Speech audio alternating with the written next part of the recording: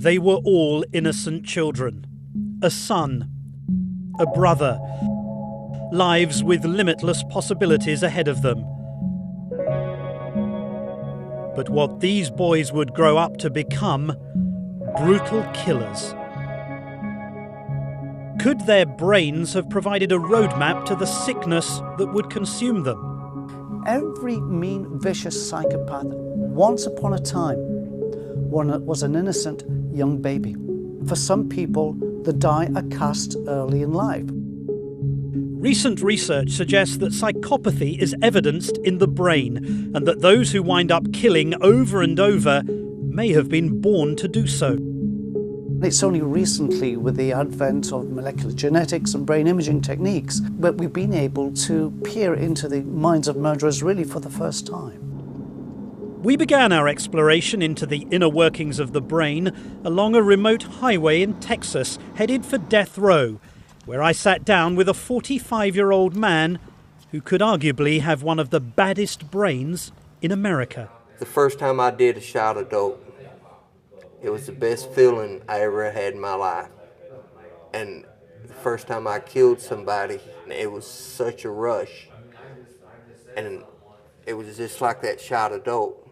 Every time I did it, it was that rush again. And I started chasing that high.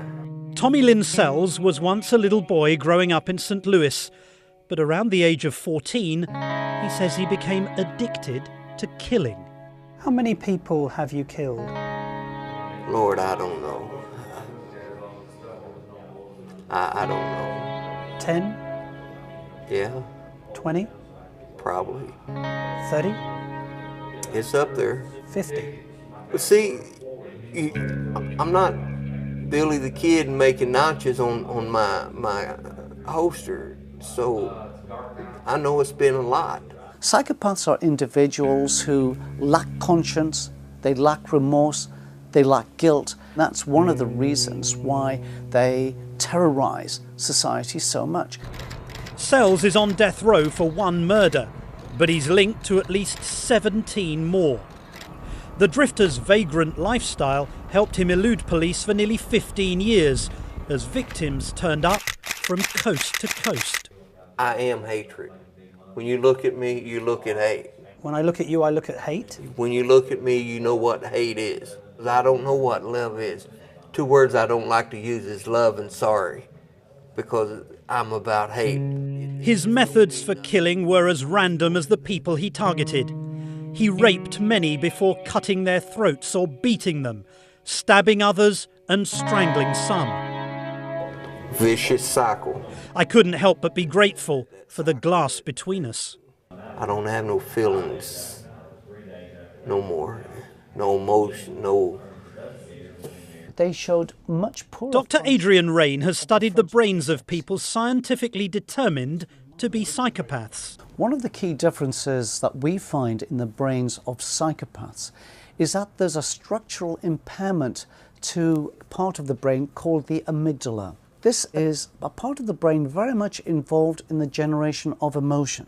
It was structurally deformed in the psychopaths. I like to watch the eyes fade, the pupil fade.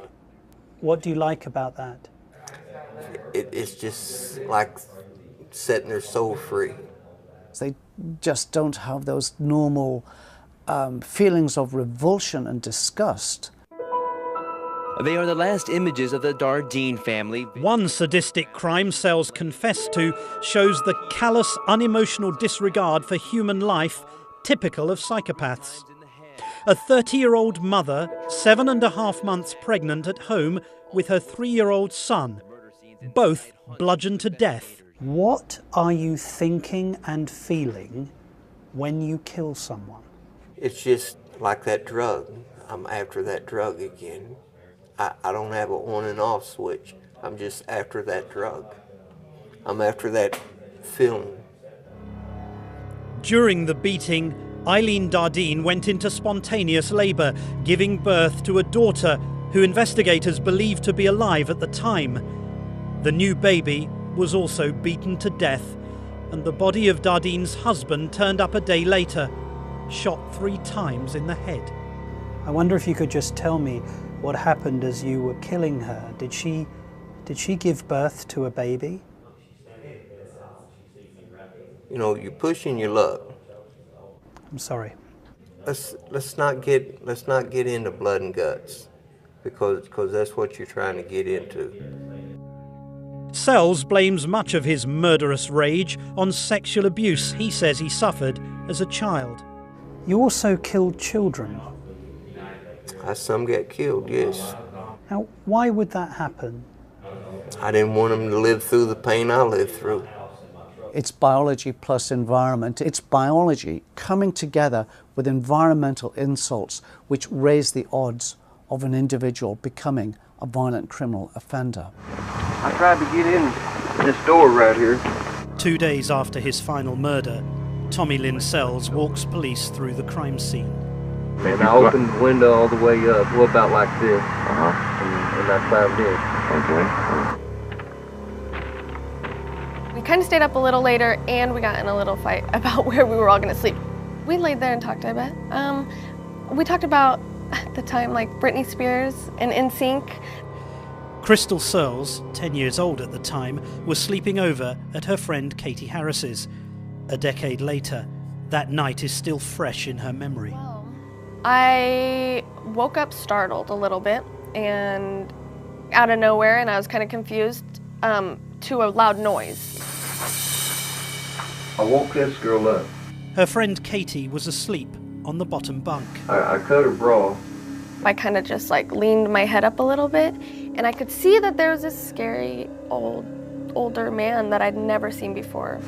I stabbed her here, and then she like jumped back, and then I cut her like this right here. And he had a hand on her mouth and the knife on her neck, and she's looking at me, and he just cut her throat, and she fell to the ground. And she fell down right here.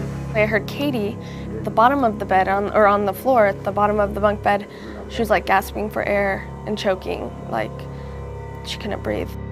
13-year-old Katie Harris lay dying on the floor. He was about to shut off the light, and he looked one last time, and he noticed that I was there. And he didn't hesitate at all. I mean, just shut the door, came right back towards me with the knife. And I walked over here, and I went like this. The only thing that he said is, move your hands, because I had him up here, and he reached over the top bunk and cut my neck. Sells sliced Crystal's neck, severing her windpipe and grazing her carotid artery. I am very sure he thought he killed me. Crystal Searles identified Tommy Lynn Sells as her assailant and her friend's killer, putting an end to his homicidal spree. Do you remember the little girl who survived? Yes. There's not a day that goes by that I don't think about her. What did you do to her, sir? Her neck was cut How did you do that? with a knife. Do you have anything to say to her, the little girl who survived? I guess you'll relay this message too. It's very difficult to control a psychopath. They're the person in control. And in fact, in an interview, psychopaths tend to take control of the interviewing. What's your name? Martin. Martin? Yes. Can I call you Tommy? Oh, without a doubt. I don't think she really wants to hear what I got to say. What did you see in his eyes? To be honest, he seemed blank. I mean, there was no emotion. It wasn't hard for him. All he would say is, move your hands. You know, it was just, I mean, after what I'd seen him do, he had no emotion in his eyes. That emptiness evident as we spoke. So what if I called you something that you didn't like? And you'd think about killing me? Well, if we was in a fight and, get your head down in the concrete, then, so be it. But what happens when my head goes down to the concrete? Well, what do you think happens? It cracks like a coconut. And then what happens? You die.